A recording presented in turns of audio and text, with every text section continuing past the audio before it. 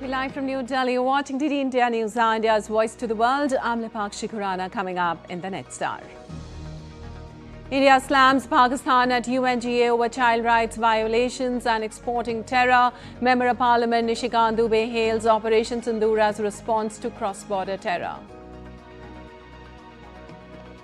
Prime Minister Narendra Modi to hold talks with the Mongolian President Kurulsuk and review the entire gamut of bilateral relations. India says dialogue and diplomacy only way to peace in West Asia. Extends support to the Gaza Peace Initiative at the Sharm el-Sheikh conference. Trump calls India a great nation.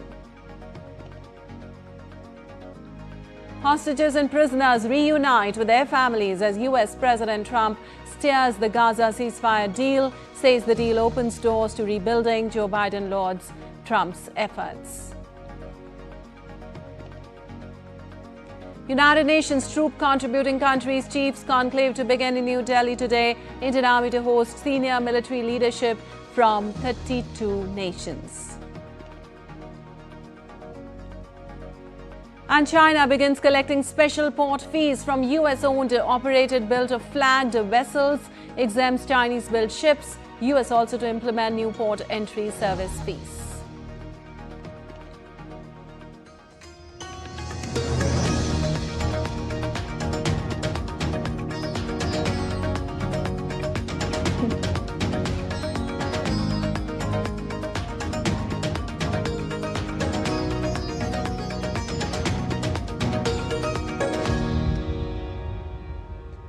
On to the details now. India on Monday slammed Pakistan for violating the agenda of the UN's Children in Armed Conflict by carrying out attacks in Afghanistan and India targeting schools and students.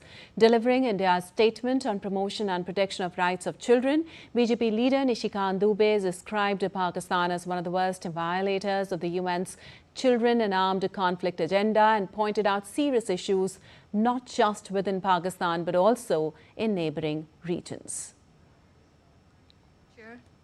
I thank the briefers for today's presentation and acknowledging India's positive achievement in their reports. Pakistan, on the other hand, is an example of stark contrast. It is a country that stands among the most serious violators of the CAC agenda. We categorically reject their attempt to divert global attention from the grave abuses committed against children within its own borders and corroborated in 2025 Secretary General's report on CAC, as well as its ongoing cross-border terrorism. Beyond its borders, the same report elaborates Pakistan's attacks on schools, particularly girls' schools, on healthcare workers and highlights incidents along with the Afghanistan border where Pakistani cross-border shelling and airstrikes were directly responsible for the killing and maiming of Afghan children. And he thanked member nations for recognizing New Delhi's efforts to uphold child rights through initiatives such as the Child Helpline and steps taken to counter child trafficking, and condemned Pakistan's attempt to shift attention away from these abuses. My chair, the international community has not forgotten the brutal targeted attacks carried out by Pakistani-trained terrorists, which claims the lives of 26 innocent civilians in Pahalgam, Jammu and Kashmir on 22nd April 2025. In a measured and non-escalatory response, India's exercised its legitimate right to defend its people against terrorism and bring its organizers, the perpetrators, to justice, and the conducted targeted strikes in May 2025 under Operation Sindoor against 9 terrorist hubs. In contrast, Pakistan deliberately targeted our borders, villages, resulting in civilian deaths, including children. Pakistan must look itself in the mirror, stop preaching sermons in this form, act to protect children within its own borders, and stop targeting women and children across its borders. Thank you. Well, Nishikant Dubey is leading India's parliamentary delegation at the UNGA. The delegation arrived in New York on Tuesday to participate in the General Assembly proceedings. And Mongolian President Khurulsuk will hold talks with Prime Minister Narendra Modi today. The two leaders will review the entire gamut of bilateral relations. They will also exchange MOUs and issue press statements. Diplomatic relations between India and Mongolia were established in 1955. Over the past 7 decades, the two countries have developed a close and multifaceted partnership anchored in shared cultural and spiritual links and democratic values. Well, President Murmu will also meet the visiting dignitary and host a banquet in his honor. This is President's first visit to India in his capacity as head of state of Mongolia.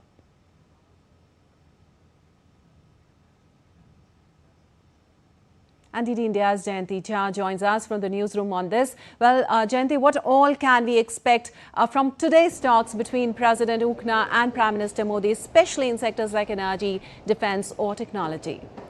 This is President Ukhna's first state visit to India as head of state of Mongolia. Today he will be meeting Prime Minister Narendra Modi for bilateral talks. India and Mongolia have a strategic partnership. They have collaboration in sectors like defense, culture, people-to-people ties. And this visit is an opportunity. These talks are an opportunity to further this partnership today. So I think that is what we can look forward to today. All right. Also, given the historical and the spiritual ties between the two countries, India and Mongolia, how is this visit expected to deepen the strategic partnership and influence the regional dynamics, especially in Asia? So Mongolia is a very integral part of Prime Minister Modi's Act East policy, India's Act East policy that exists, and this visit provides an opportunity to further strengthen that partnership between the two nations, and not just in Asia but also in the world today, because the world is seeing significant changes, and India and Mongolia have always supported each other at international fora. They are part of several global groupings, so we can see further collaboration between India and Mongolia post this visit. All right. And also, Jayanti, as this is President Ukhna's first visit to India as the head of the state, what symbolic or diplomatic significance does it hold for the future trajectory of India-Mongolia relations? Lipakshi, it's a very future-focused relationship that we can see between India and Mongolia today. This visit only marks it provides further impetus to this relationship. During Prime Minister Modi's visit to Mongolia in 2015, in which he had also addressed the Mongolian parliament, the ties were elevated to a strategic partnership between the two nations, and with this visit of President Ukhna, we can see further collaboration, we can see more engagement vis-a-vis people-to-people ties, and further collaboration in defense. India and Mongolia have several military exercises that they both participate in, whether it's Nomadic Elephant or Conquest. So defense and security is a very integral part of the ties between the two nations. Energy, further collaboration in the world today. So I think this visit is very future focused for the two nations. All right. So this visit is very, very future focused. Thank you so much, Jayanti, for all those details. And moving on, meanwhile, as the Indian delegation participates in the UN session, the Indian Army hosts the Conference of Heads of United Nations troop contributing countries in New Delhi. From today, the 3-day conference brings together senior military leaders from 32 nations that contribute troops to UN peacekeeping missions. 15 chiefs, 17 vice chiefs and other high-ranking military officials from 7 nations are attending the 3-day conclave.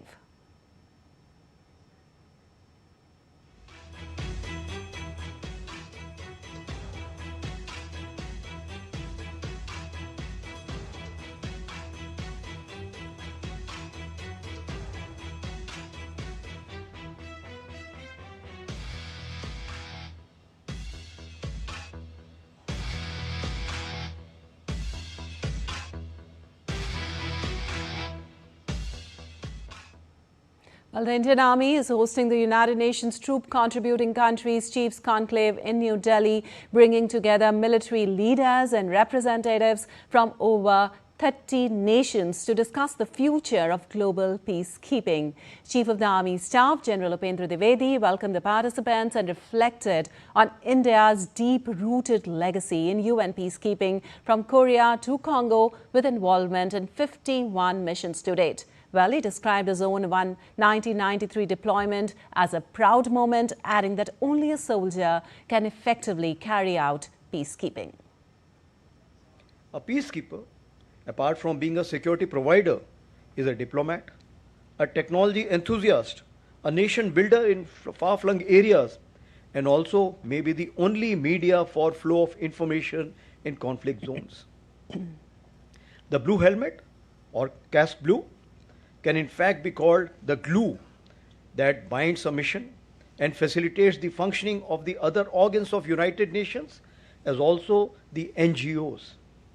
Given this crucial role of peacekeepers, we have no choice but to be future ready, which may require bold imagination and practical adaptation. Well, early on Monday, on the sidelines of the UNTCC 2025, Chief of the Army Staff, General Upendra Dwivedi, met his French counterpart, General Pierre Michel. The two chiefs reaffirmed the robust Indo-French strategic partnership with discussions on expanding joint training exercises, counter-terrorism cooperation and defense technology collaboration, while both the sides emphasize the need for enhanced interoperability in UN peacekeeping operations as well. The ongoing military engagement between the two nations builds on General Dwivedi's visit to France earlier this year, which marked a significant milestone in advancing bilateral defense cooperation. And the fourth edition of the India-Australia Joint Military Exercise, Austra-Hind, commenced at Irvine Barracks in Australia's Perth on Monday. The 14-day exercise aims to enhance interoperability, joint planning and execution capabilities of both armies in diverse operational environments. Notably, the joint drills will focus on counter-terrorism operations in urban and semi-urban terrain, a vital operational domain in the contemporary security landscape. Also, the participating contingents will rehearse scenarios drawn from United Nations peacekeeping operations, simulating realistic multinational missions that demand close coordination, adaptability and rapid response. Well, Austra-Hind 2025 will reaffirm the shared commitment of the Indian and Australian armies towards regional peace, security and stability, while further strengthening the foundation of trust and cooperation between the two countries.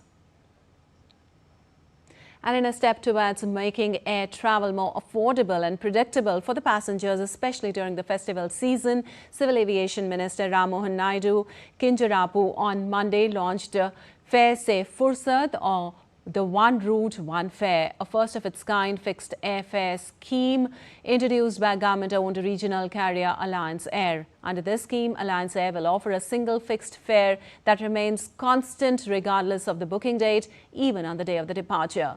The initiative will be implemented on a pilot basis from October 13 to December 31, 2025 across select routes to evaluate its operational feasibility and passenger response. The scheme is aimed at giving passengers freedom from the stress of fluctuating airfares and promoting ease of flying in the country. And still to come on DD India News Hour. While leaders welcome Gaza truce amid optimism for a plan aimed at ending the war in Gaza. Zelensky to meet Trump in Washington to discuss U.S. Tomahawk missile support for Ukraine. And NASA's Jet Propulsion Laboratory to lay off about 550 workers, which is not related to the ongoing U.S. shutdown.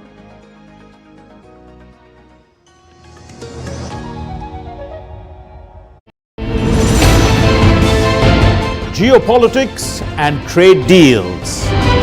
Economic challenges amid development. Hard work and the path to prosperity. It's the economy always. Between walkers, money is what money does and says. Supply creates its own demand. Between the bulls pulls and bears tears. When supply chains globalization and India rises to the podium. We'll get you centered with the Economic Brief at 8 p.m. every Thursday on DD India.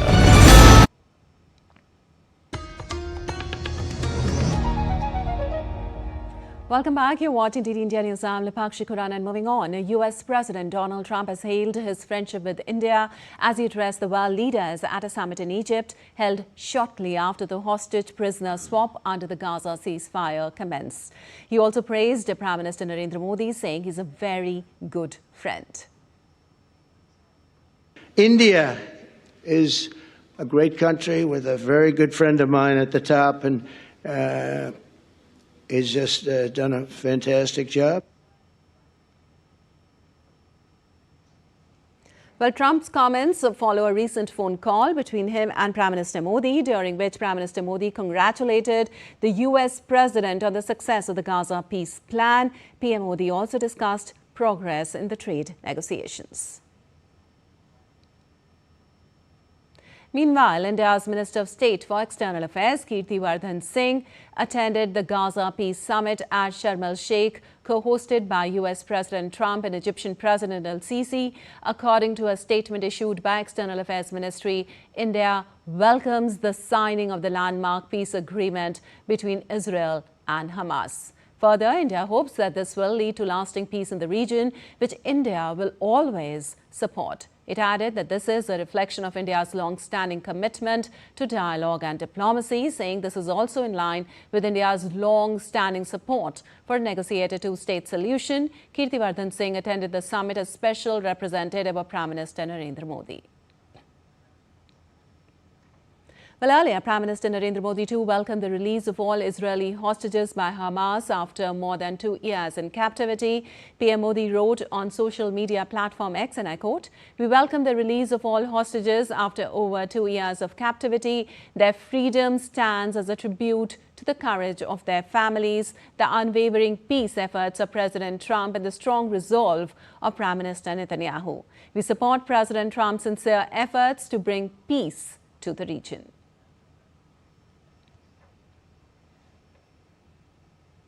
Well, it was a momentous day with scenes of celebration as Israel's last surviving hostages returned home from Gaza after 2 years. Now, meanwhile, hundreds of Palestinian prisoners and detainees were released as part of the first phase of US President Donald Trump's peace plan. Take a look.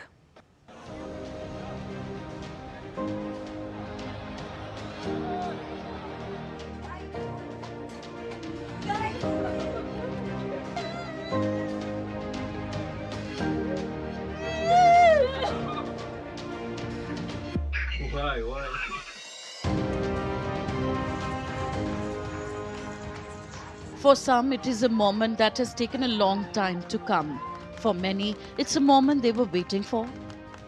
And for the entire world, it's a moment that has brought a sense of calm and welcome relief.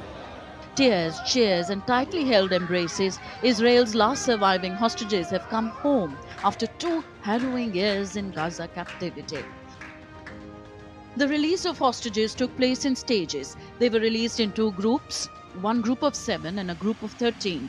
They were first handed to the International Committee of the Red Cross by Hamas in Gaza. They were then met by IDF troops who escorted them back to Israel. Families were reunited at medical centers. The newly freed hostages are now receiving urgent medical care. Some weak, malnourished, others still in shock, but not all made it back alive. The Israeli military received 4 coffins, the remains of 4 hostages returned by Hamas, while the fate of 24 others remains unknown.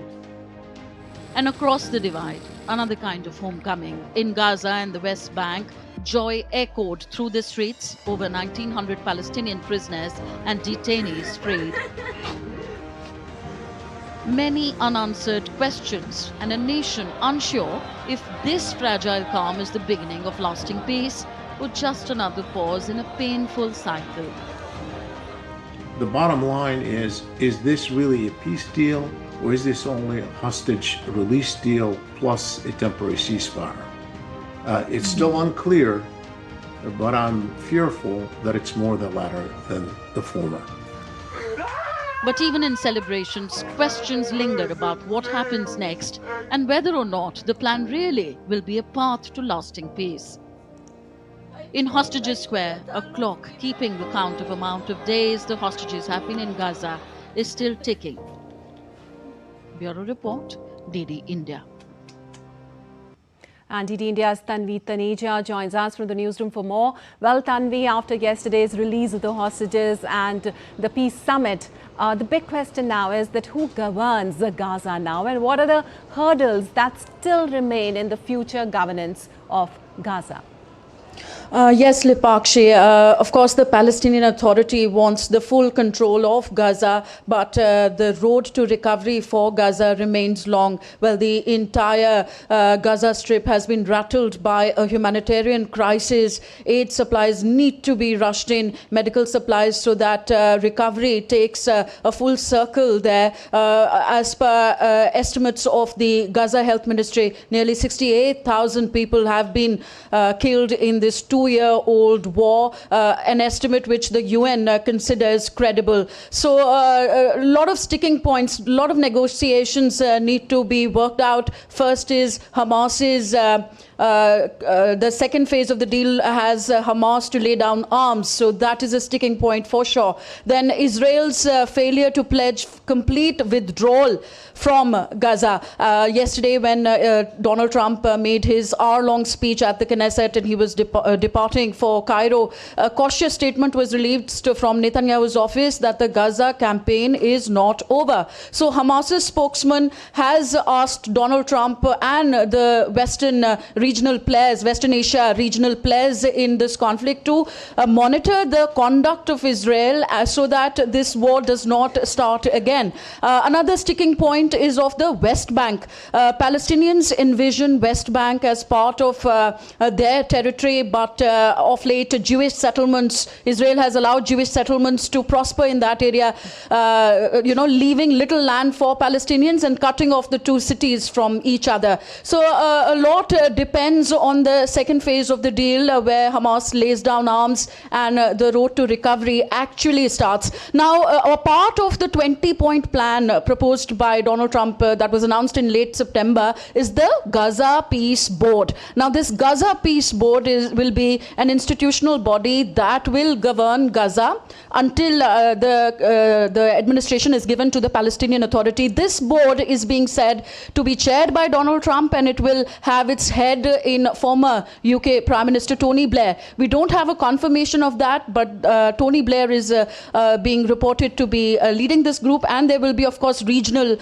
players also, leaders from the regional countries also in this grouping. And, of course, Hamas will have no role to play in this Gaza Peace Board. Interestingly, yesterday at the Sharm el-Sheikh Gaza Summit for Peace, Israel and Hamas did not attend. UAE and Saudi Arabia did not attend. UAE, unlike Saudi Arabia, says that the Palestinian Authority needs to be reformed first so that they can be given the control of the Gaza Strip. So a lot of these sticking points remain. These are the hurdles in achieving lasting peace in the region. Lipakshi. All right, so a lot of sticking points, and the second phase, of course, is due. So finally, if we do see full implementation of the ceasefire deal, Tanvi, who would primarily be given credit for it? Okay, so for first phase of the deal, definitely Donald Trump will be given credit, and he has taken his victory lap at the Knesset, Absolutely. praising Netanyahu, and Netanyahu in turn praising Donald Trump for his support to Israel, calling him the greatest friend Israel has seen in the White House so far. People in Tel Aviv yesterday at the Hostages Square were really emotional when the hostages were returned back home, 20 of them. There were posters displaying "Thank you, Trump." There were placards. There were in the parliament, people, the lawmakers, Israeli lawmakers, were donning red MAGA hats. So definitely Trump is being given the credit for the release of the hostages. As far as lasting peace and the second phase of the ceasefire is concerned, Donald Trump says that he is doing the part, and discussions have already started for the second phase of the deal. Right. Yesterday in the Knesset, Donald Trump said that this conflict would be a catalyst for wider peace in the region. He asked the other West Asian nations to join the Abraham Accords. He, in fact, also proposed the idea of bringing a peace deal between two arch rivals, Iran and Israel. Now, Iran, although at that time there was a stunned silence in the room, but Iran a little while ago has given its response. It is called Trump's proposal hostile and criminal. Of course, in this entire last 2 years, what we saw were spillover conflicts in the Middle East. We saw Israel and Iran getting into conflict. Yemen's Houthis were targeted. Then Lebanon's Hezbollah was targeted. So if this peace, the first phase of the peace, is not a fragile pause, but a lasting solution to the wider peace in the West Asia, only then can Donald Trump claim full credit and be called a peacemaker. All right. Thank you so much, Tanvi, for all those details. And moving on, former President Joe Biden commended President Donald Trump for securing a ceasefire deal in Gaza. He added that his administration worked relentlessly to bring hostages home, get relief to Palestinian civilians, and end the conflict. And European Council President Antonio Costa stressed that European leaders attending the peace summit were united in their support for a plan aimed at ending the war in Gaza and paving the way towards a two-state solution. Well, today is a day of hope for peace, but we have a long way ahead of us. And my presence here, the presence of all the leaders here, is to express a clear engagement and commitment to the success of this plan. And this is the most important. And we are engaged on security, on humanitarian aid, on governance, the future, to ensure an effective two-state solution for Palestine.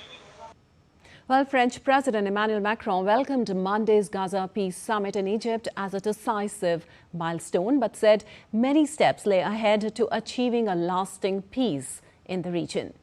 Macron said the flow of humanitarian aid into Gaza should be accelerated and international monitoring of deliveries was needed to ensure it was delivered with the right volumes. Now we are also in the process of preparing for what comes next. So starting tomorrow, we will continue humanitarian operations as they began, but accelerate them with an Arab coordination to be implemented. And we will engage with the United States of America and Israel to ensure international monitoring of these operations, because the great danger is that they could be regularly blocked and that humanitarian aid can be delivered as quickly as possible, or at least continue to be delivered in real time with the right volumes. Well, British Prime Minister says his country is ready to help monitor the ceasefire in Gaza and to decommission the weaponry and capability of Hamas in the enclave. The challenge now is tomorrow, an implementation, and therefore, yes, today is historic, but what happens tomorrow really matters. And that's why what I've been discussing with leaders all day is what part can we play? And we, the United Kingdom in particular, I think, can play a part in monitoring the ceasefire, but also decommissioning the capability of Hamas and their weaponry. Well, the latest update on Russia-Ukraine conflict now, around 30,000 people in Ukraine's second largest city, Kharkiv, were without power on Monday after Russian forces struck energy infrastructure with guided bombs, according to the local officials.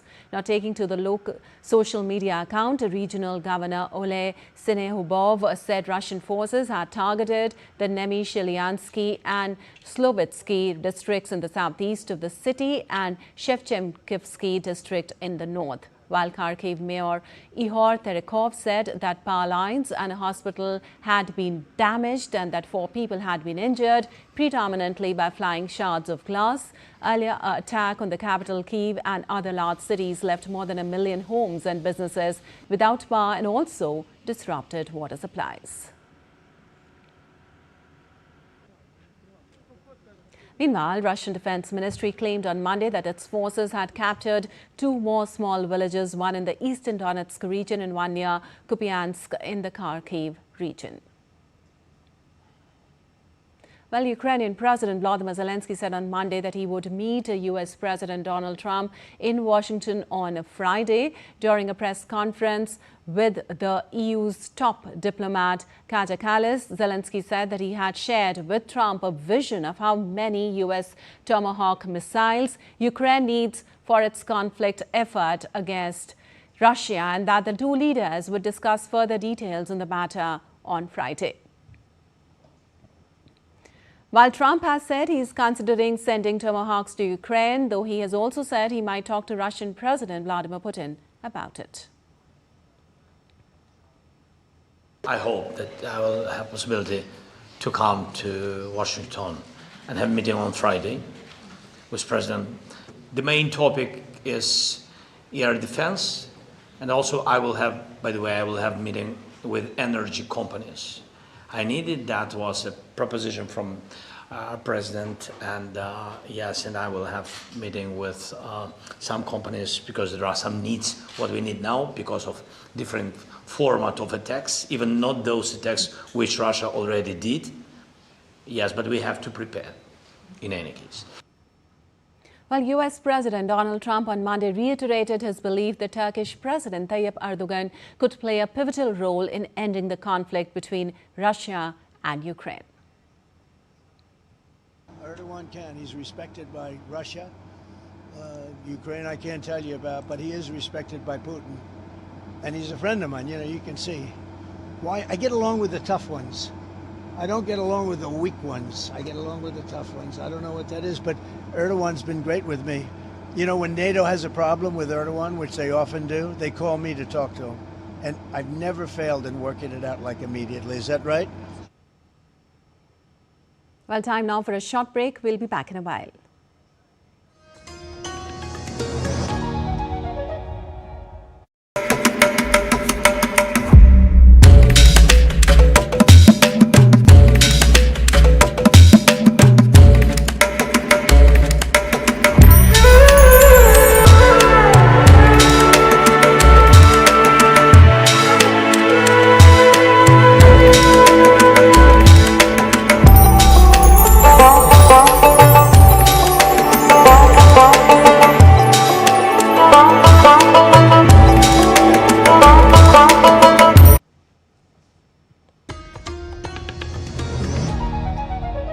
Welcome back. You're watching the India News. I'm Lipakshi Khurana. Time now for a quick recap of the headlines. India slams Pakistan at UNGA over child rights violations and exporting terror. Member of Parliament Nishikant Dubey hails Operation Sindoor as a response to cross-border terror. Prime Minister Narendra Modi to hold talks with Mongolian President Kurulsuk and review the entire gamut of bilateral relations. India says dialogue and diplomacy only way to peace in West Asia. Extends support to the Gaza peace initiative. At the Sharm el-Sheikh conference, Trump calls India a great nation. Hostages and prisoners reunite with their families as U.S. President Trump steers the Gaza ceasefire deal. Says the deal opens doors to rebuilding. Joe Biden lauds Trump's efforts. United Nations Troop Contributing Countries Chief Conclave begins in New Delhi. Indian Army hosts senior military leadership from 32 nations. And China begins collecting special port fees from US-owned operated built or flagged vessels, exempts Chinese-built ships.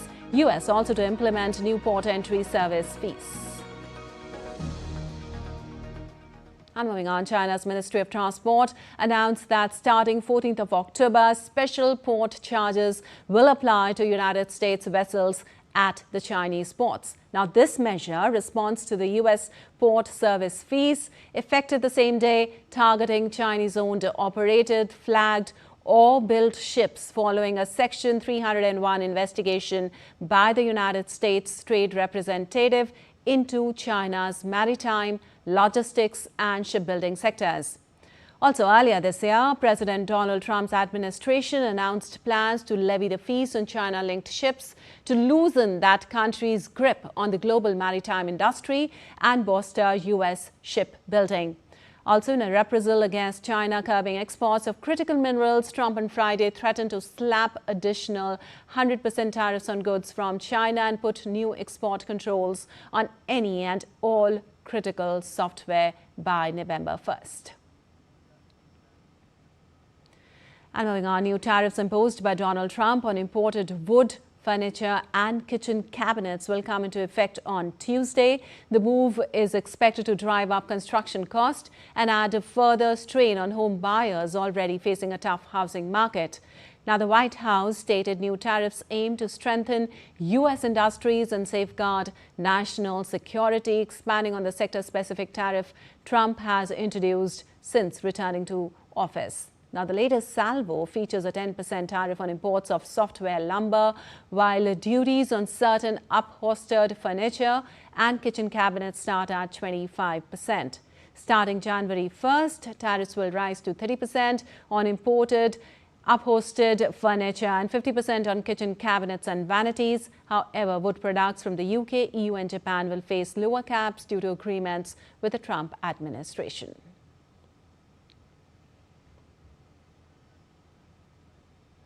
And plans for United States President Donald Trump to meet his Chinese counterpart Xi Jinping in South Korea in late October remain intact despite resurgent trade tensions between the two countries.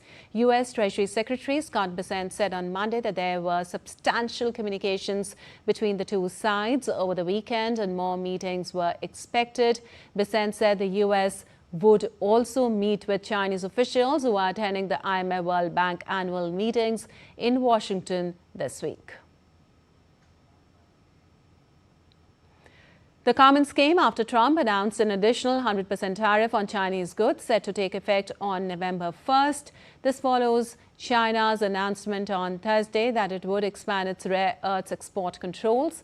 That drew a sharp countermeasure from Trump on Friday that sent markets and relations between the world's two largest economies into a spiral. And French Prime Minister Sébastien Lecornu will present a draft 2026 budget to Parliament before Tuesday's constitutional deadline on Tuesday. The draft budget would aim to cut costs by 31 billion euros through a mix of spending cuts and increased revenue. According to a French media, the budget is expected to include a tax measure targeting holding companies used by the wealthy and will not raise pensions and social benefits in line with the inflation. Lawmakers will debate for 70 days to examine and approve the plan, a process that has already toppled his two predecessors. And Madagascar's President Andry Rajoelina left the country after an elite military unit turned against his government, the second time that young protesters have toppled a government in just over a month of worldwide Gen Z unrest. Well, Sidney Randriasaloniako, leader of the opposition in parliament, said that Rajoelina left Madagascar on Sunday after units of the army defected and joined the protesters. His office has not confirmed his location. A statement issued earlier said there was an attempt to seize power illegally and by force. The president has not appeared in public since the weekend. Well, the revolt followed 3 weeks of youth-led protest in Antananarivo. The president's office had announced a national address on Monday evening, but it was delayed after soldiers stormed the state broadcaster. And moving on, economists Joel Mokyr, Philip Aghion and Peter Howitt were announced as the recipients of the 2025 Nobel Prize in Economics on Monday for their groundbreaking work on innovation and creative destruction, the process by which new technologies replace the old and drive long-term economic growth. Now, their research shows how technological progress leads to rising living standards by creating new products and ways of working while replacing outdated industries and practices. Mokyr, a professor at Northwestern University in the U.S., was awarded half the prize. The Israeli-American scholar said he woke early to news of 20 Israeli hostages being freed from Gaza, a moment he called more meaningful than any personal achievement. Economics must deal with economic history. He says, for economics to work without economic history is like an evolutionary biologist without paleontology. And if you don't have paleontology, you just miss 99.5% of all the species that ever walked this earth. And so I teach economic history in some sense keeping that in mind, that we can observe in the past economic systems, economic societies, economic interactions that we don't have anymore. And America's space agency NASA announced on Monday that its Jet Propulsion Laboratory is cutting nearly 550 jobs as part of a restructuring effort. Now, the layoffs are unrelated to the ongoing U.S. government shutdown and come amid a broader reorganization that began in July. In a statement on its website, JPL said the cuts will affect staff across technical, business and support roles. The Pasadena-based lab, known for building and operating all 5 successful Mars rovers, said the layoffs are intended to create a leaner infrastructure and maintain fiscal discipline.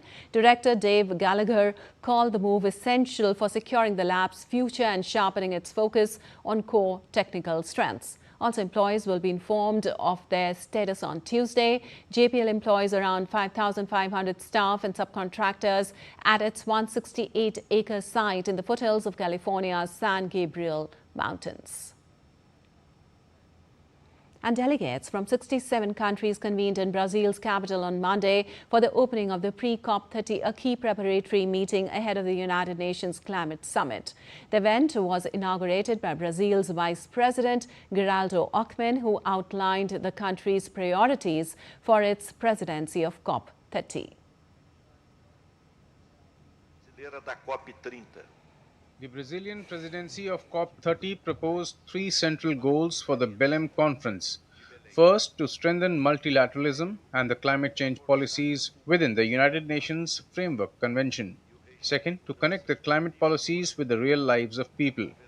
And third, to accelerate the implementation of the Paris Agreement by promoting actions and structural adjustments across all institutions that can contribute to it. E terceiro, acelerar a implementação. Well, outside the venue, environmental activists rallied for stronger forest protections, while indigenous groups marched towards the National Congress demanding formal and stronger recognition of their territories. The pre-COP30 runs through Tuesday in Brasilia. The full COP30 summit will take place on November 10th to 21st in Belém, where global leaders are expected to finalize key climate commitments. And some weather updates now. First from Mexico, where search and rescue teams with the sniffer dogs are searching through mud and debris for missing people after floods and landslides caused by torrential rains killed at least 64 people last week. Now, a video posted by Mexico's Defense Secretary showed rescue teams and canine units searching for survivors in landslide-hit areas of Huachinango, Puebla. The deadly flooding was caused by an unnamed tropical depression that battered Mexico's Gulf Coast and central states towards the end of the rainy season. Now, officials stated that the power outages across 5 states have largely been resolved. Health authorities also plan to curb the spread of mosquito-borne diseases in areas with stagnant water. Well, a nor'easter is currently impacting New Jersey, causing heavy rain, strong winds and flooding, especially around Long Beach Island and Barnegat Bay. The National Weather Service expects this coastal storm to continue affecting the East Coast through early Tuesday, bringing heavy rainfall, coastal flooding along with strong wind gusts. And after continuous storms and typhoons in Vietnam, residents in impacted areas aren't just waiting around. Many are actively leading their own recovery efforts. In Thuyen Quang province, where recent floods have damaged countless household electronics, appliances and motorbikes, a heartwarming initiative has been launched. Free repair services for the local residents. Many households affected in the area are dealing with unusable appliances and devices due to water damage. Now, the arrival of volunteer repair teams has provided much needed relief and hope for the community. Groups are also offering complimentary services for motorbikes and cars, helping ease the burden and support recovery efforts in the aftermath of the floods.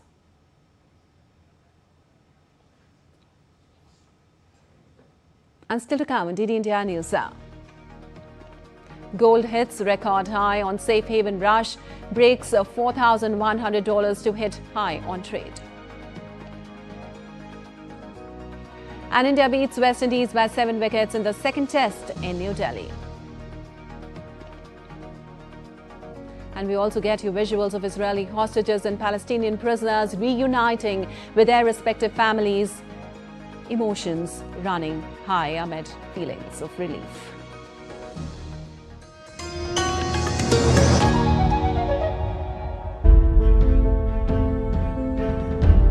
There's so many invaluable artifacts that the British have taken from our country. They robbed us of our self-respect. They robbed us of our honor.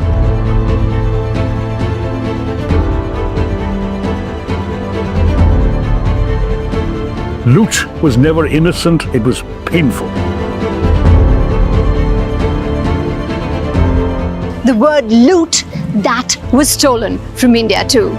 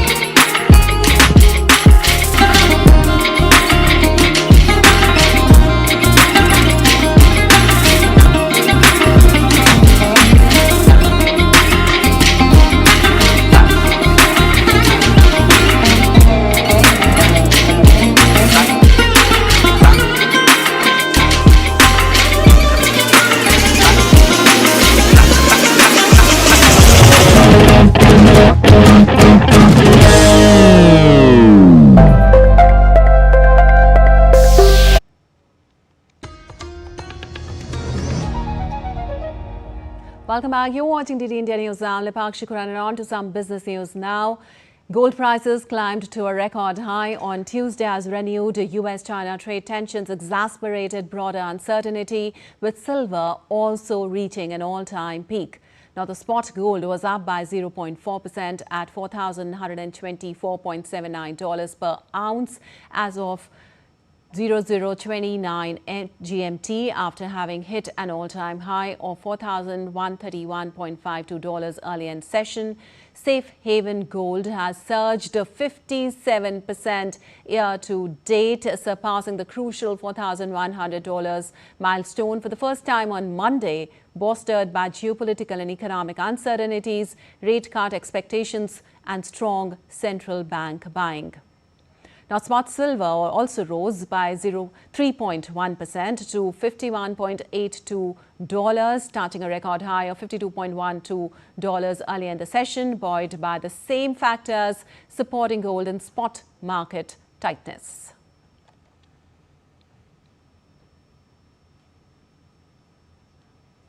While you're watching DD India News, our time now for some sports news. Dominant India clinched a 2-0 series sweep against a hapless West Indies side as the host secured a 7-wicket win in the second test match at New Delhi. In the first session of Day 5, West Indies bowler Roston Chase dismissed Sai Sudarshan and skipper Shubman Gill for 39 and 13 respectively. However, India's ace opener KL Rahul remained steady at the crease and smashed a well-composed half-century to take the host over the line comfortably. On Day 4, India's bowlers led by Jadeja, Siraj and Bumrah triggered a late collapse with the West Indies. Tailenders Justin Greaves and Jayden Seals stitched a stubborn 79 runs partnership for the 10th wicket, setting a target of 121. India chased down to the target in the first session of Day 5.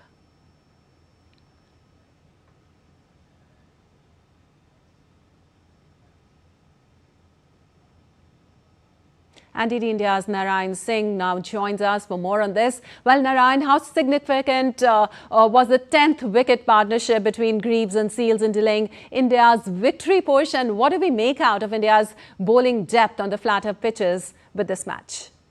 Lipakshi, if you take a look, the most important point of this match is that the way West Indies took the match on Day 5. If you take a look, the first test match that was played in Ahmedabad, it was wrapped up within 2.5 days. So the way the West Indies cricket showed the resilience in this match, because the voices were coming from all the quarters that the Test cricket should be two-tier format, because if there is no competition between the two teams, it looks very bad to play the Test cricket.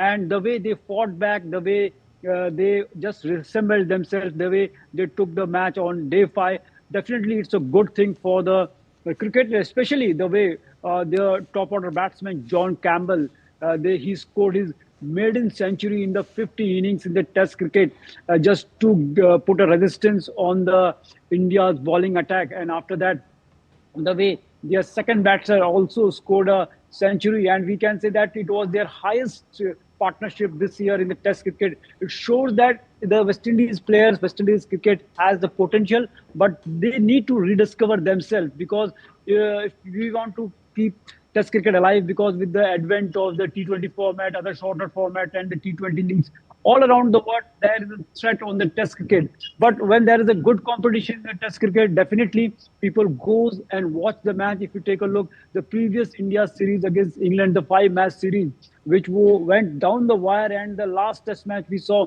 it went till the last session, and it was anybody's test. And finally, India managed to draw that test against England, which was Shubman Gill's debut series as the captain, and his second, we can say, his debut series at home as a Test captain. He made a clean sweep. So all in all, India, we can say that, did a mistake by enforcing follow-on to the West Indies team, because if you take a look in the first innings, West Indies player played 81 overs, and after again that, Indian bowlers had to bowl 118 overs. So if you take a look at the workload management and we can say that the other aspects of the bowlers, definitely it was, we can say, against the Indian bowlers. And but that's why the match stretched for the 5th day, because our bowlers are looking tired, and when you bowl in the stretches for the long spell, definitely it takes a toll on the bowlers. But anyhow, India's win was there, but it was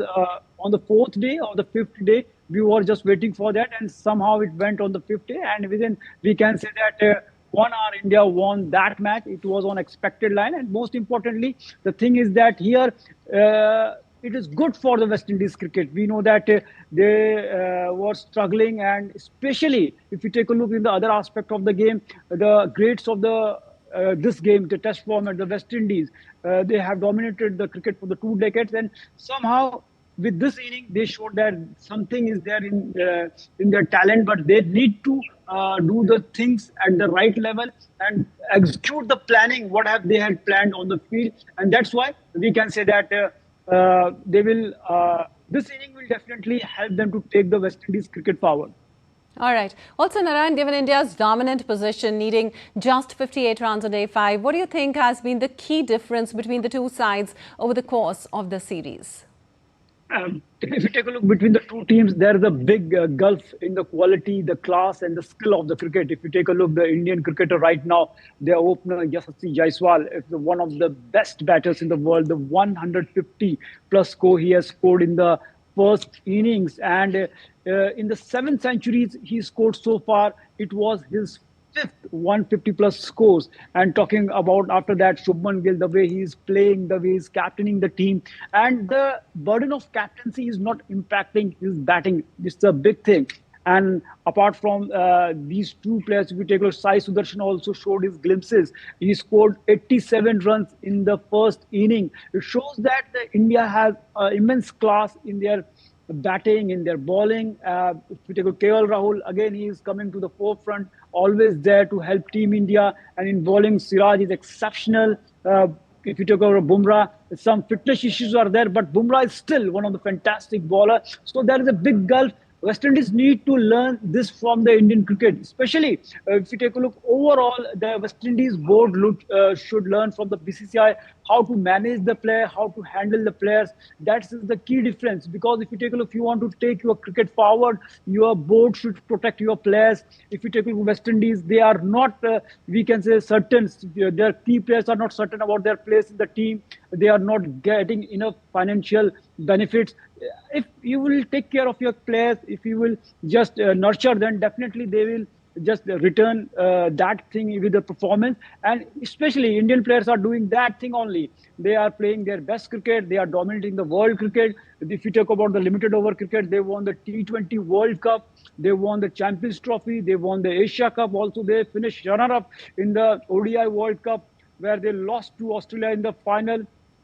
So Indian cricket is growing by leaps and bounds, and this has to be done. If you take a look, India's bench strength, it is too strong. If you take a look, Asia Cup, there means we can say we can make 2 more teams of the players who are on the bench, who are not playing, not the member of the squad. So this is the strength of the Indian cricket, and West Indies cricket has to do that thing. Absolutely, Narayan. Indian cricket is growing by leaps and bounds. Thank you so much for all those details.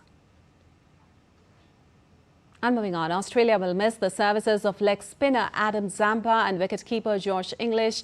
English in the first home ODI against India in Perth on Sunday. Matthew Kuhneman and Josh Phillip have been called in as replacements for the much-anticipated series. Zampa will miss the fixture due to paternity reasons, while Inglis is recovering from a calf strain. Inglis will also miss the second ODI scheduled for next week in Adelaide, which will see Alex Carey's return to the 50-over set-up. Now, Carey is featuring in a Sheffield Shield match as part of his preparations for the Ashes, which will keep him out if the first match. The three-match series between India and Australia will commence on October 19th. And that's all for this edition of DD India News Hour. But before we go, we leave you with the emotional visuals of hostages released by Hamas finally reuniting with their families after 2 years in captivity. Take a look.